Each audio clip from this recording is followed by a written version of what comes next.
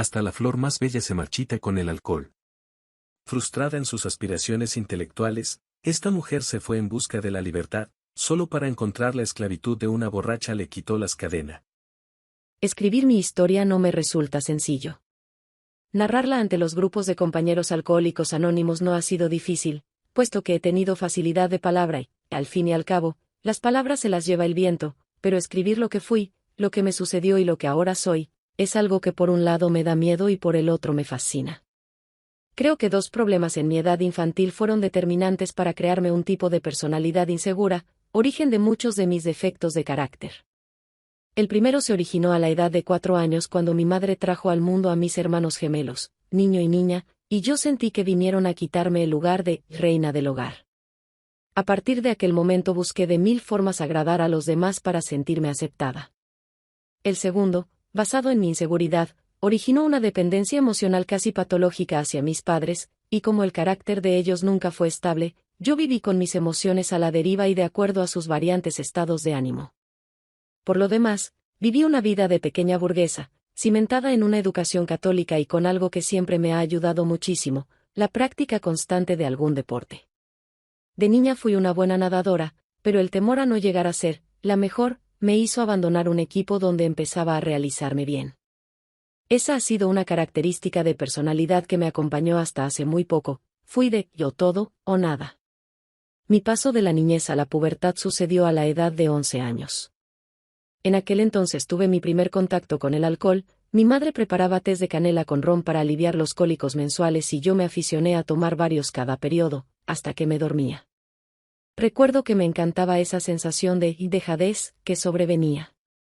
Por esa época fue cuando ingresé en las guías, donde fui realmente feliz, conocí a un Dios bondadoso que me llenaba de paz espiritual, supe que dando es como recibimos, y conocí el sentimiento de amor a la naturaleza, que afortunadamente nunca perdí.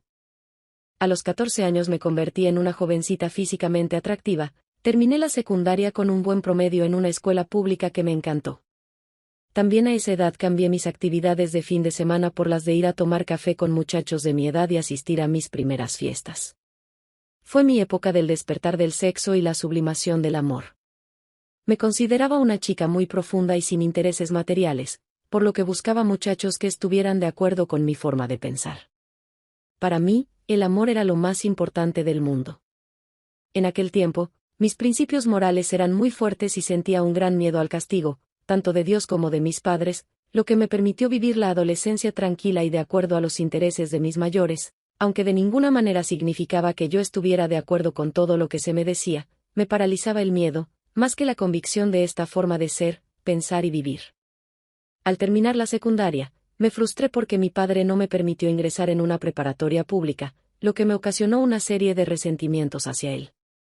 Ingresé a una escuela de monjas, donde empecé a decepcionarme de la religión debido a ciertas actitudes mezquinas que observé. La directora, madre superiora, era la antítesis de la humildad. Poco antes de terminar el primer año, renuncié a seguir estudiando allí, el ambiente de niñas ricas y monjas hipócritas me era insoportable. Me cambié a una academia de secretarias en inglés-español, donde cursé una carrera brillante con muchachas de mi clase social. A la edad de 18 años y con mi título de secretaria, entré a trabajar en la Universidad Nacional en uno de sus institutos de investigación científica. Considero que en ese momento se inició un proceso de cambio tanto en mi ideología como en mi filosofía de la vida. La mayoría de los científicos tenían a la ciencia por Dios y, como yo los admiraba y respetaba, su influencia me fue penetrando lentamente. Al mismo tiempo me nació la afición por las lecturas feministas y tomé un curso en la carrera de letras donde analizamos varias novelas de crítica social latinoamericana. Todas estas influencias gestaron en mí a una mujer diferente. Empezaba a vivir crisis existenciales y a tener serios problemas con mi padre, al que consideraba clásico y macho hispano. Históricamente, el país vivía el movimiento estudiantil de 1968. En el ambiente en que yo me movía, había conferencias, mesas redondas, películas, etc., sobre la situación social, económica y política del país, desde el punto de vista de los intelectuales de izquierda. Mi natural inclinación hacia los desposeídos, basada en mi filosofía cristiana, favoreció que, poco a poco, mi estructura mental fuera cambiando hasta convertirme en marxista, de café. Me fascinaba ir a una cafetería donde se reunían bohemios y comunistas, ese era mi lugar preferido de toda la ciudad. Entonces viví un noviazgo que yo considero largo, 4 años, con un muchacho que estudiaba la carrera de física. Al principio fui muy feliz con él, pero al cabo, nuestra relación empezó a deteriorarse. Discutíamos mucho, era muy posesivo y celoso, me prohibió ingresar a estudiar la preparatoria, lo que para mí era muy importante, porque yo soñaba ser algún día estudiante universitaria y me sentía frustrada por no haberlo logrado con anterioridad. Al fin vino la ruptura inevitable. Mi crisis existencial se agravó. Vi cómo a 2 de mis hermanas les iba muy mal en sus matrimonios y la infelicidad de la mayoría de los matrimonios que conocía. Mi acentuado feminismo se agravó cuando me percaté de la infidelidad masculina general, situación que nunca vi en casa de mis padres. Pensé, a mí eso nunca me pasará. Creí que la relación perfecta debería ser para mí la unión libre. Realmente estaba muy influenciada por autoras como Simone de Beauvoir y Rosario Castellanos, también por una maestra feminista de la Facultad de Letras Españolas. Decidí cambiar de aires. Viajé durante mes y medio por el extranjero. Llevaba la esperanza de encontrar una respuesta a todas mis inquietudes al salirme de un ambiente que me agobiaba. Cuando subí al avión tuve una sensación de libertad.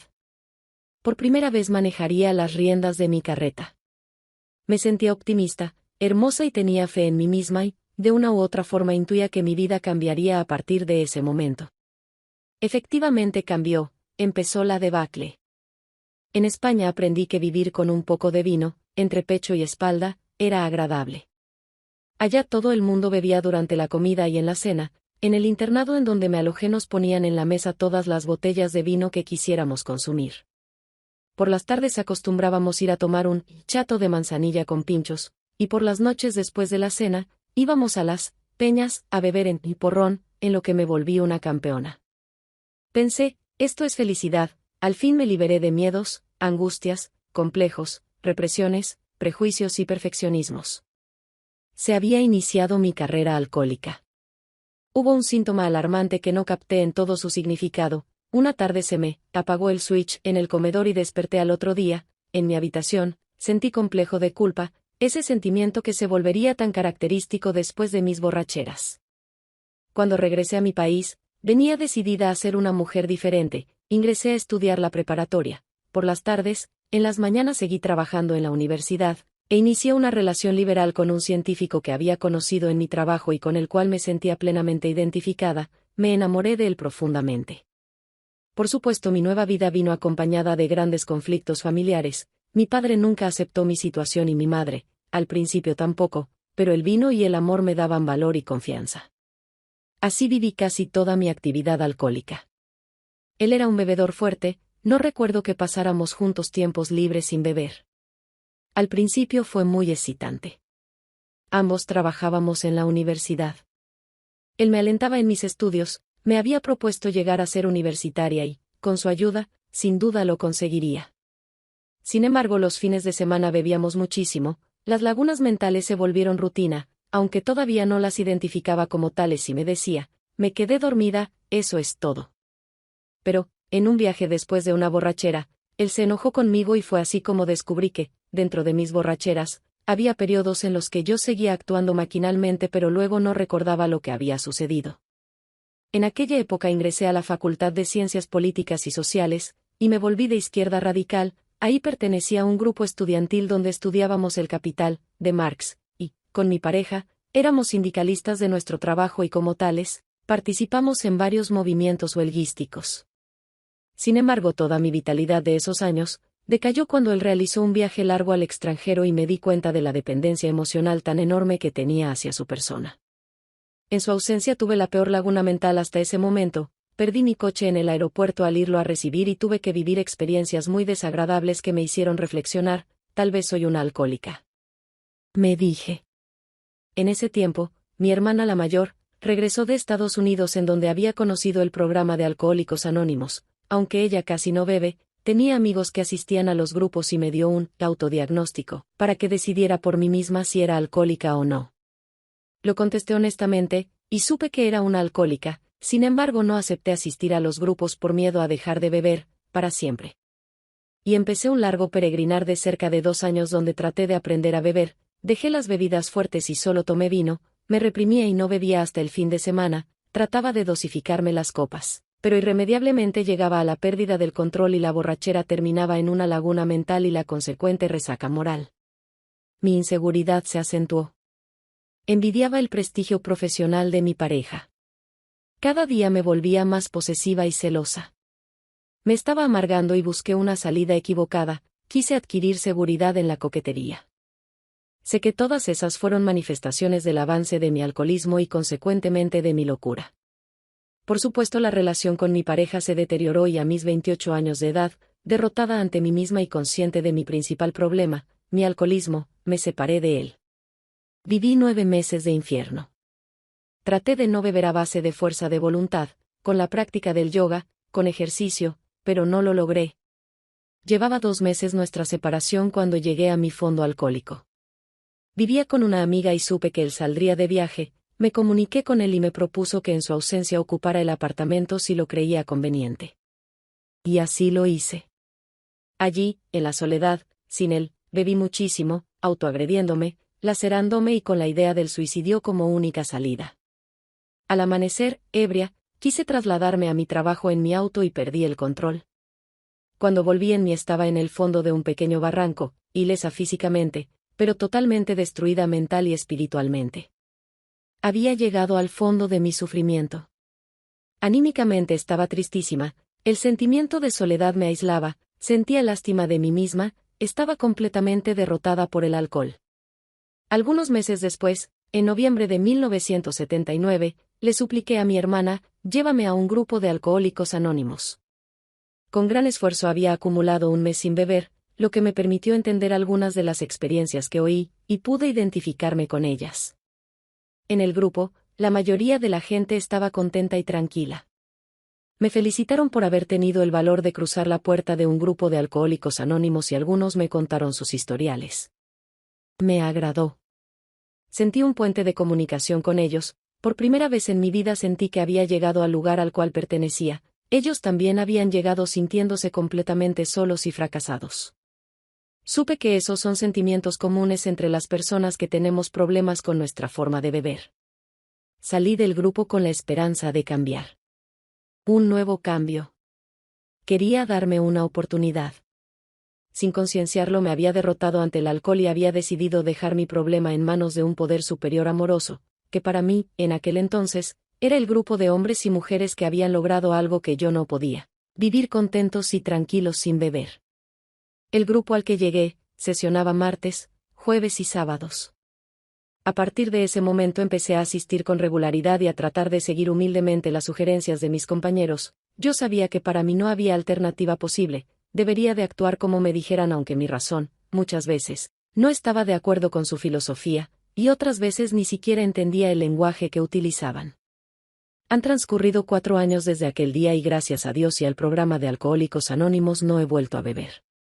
Cambios trascendentales en mi personalidad se han ido sucediendo atribuibles al programa de AA, por lo que lo conceptúo como un programa de vida nueva.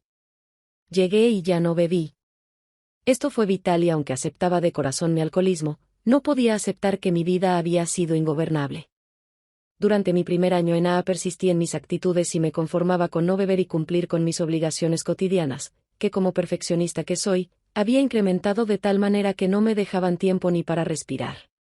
Vivía compulsivamente, trabajaba, estudiaba, hacía yoga, asistía a mis juntas de AA, corría de madrugada, pero también me alejaba de la gente, tenía miedo de ser agredida, me sentía marginada e inferior.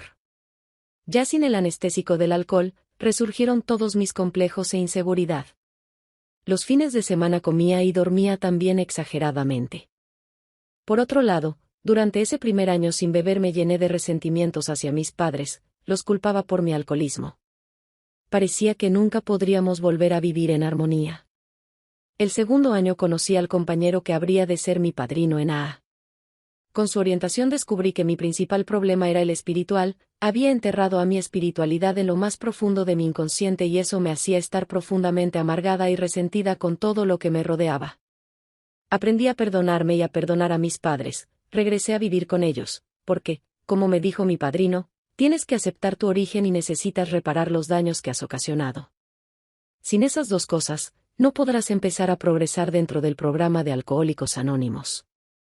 Le hice caso, pedí perdón a mis padres y regresé a vivir con ellos. Sin embargo, mis resentimientos no me permitían vivir armónicamente. En la tribuna del grupo acepté en voz alta todo lo que me molestaba y poco a poco el malestar fue desapareciendo. Mi padrino desempeñaba un servicio dentro de AA, y yo andaba con él, de la Seca a la Meca. Trabajé en instituciones que atienden a alcohólicos, en reuniones de información al público en la capital y en el interior, lo acompañé a pasar el mensaje a otros alcohólicos, visité cárceles. En fin, viví por primera vez el placer de servir al prójimo y de ser útil. Sin embargo, la experiencia más importante en ese año fue la de sentir que la idea de Dios no era incompatible con mi nueva manera de pensar y vivir. Tuve esperanza y fe en un cambio profundo que me ofreciera la tranquilidad interior. Considero que en ese año aterricé de un largo viaje, volvía del mundo de la locura. Un poder superior me devolvía el sano juicio y conocí al fin una existencia equilibrada. Al tercer año de mi nueva vida, la relación con mis padres y mis parientes en general mejoró muchísimo. Terminé la carrera de sociología.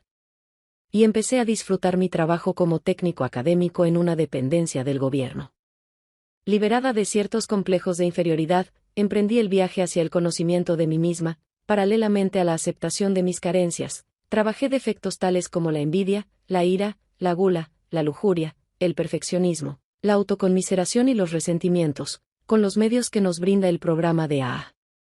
Mi cuarto año en AA fue bellísimo, encontré el amor. Un compañero de la comunidad me ha hecho inmensamente feliz. El amor me ha permitido un equilibrio emocional y un crecimiento espiritual como nunca hubiera soñado alcanzar. El día de nuestra boda sentí que Dios me entregaba un libro en blanco y me daba la oportunidad de escribir nuevamente mi historia en base a todo un pasado de errores, sufrimientos y algunos aciertos. Hoy mi marido y yo disfrutamos de la alegría de vivir. Creo que hacemos una buena mancuerna dentro de los grupos de Alcohólicos Anónimos. Esperamos un bebé. Las viejas ideas de que el matrimonio y la maternidad no eran para mí, se han ido. Hoy me amo y me respeto, amo y respeto a mi marido y empiezo a amar y respetar a mi prójimo. Vivo, muy sabroso.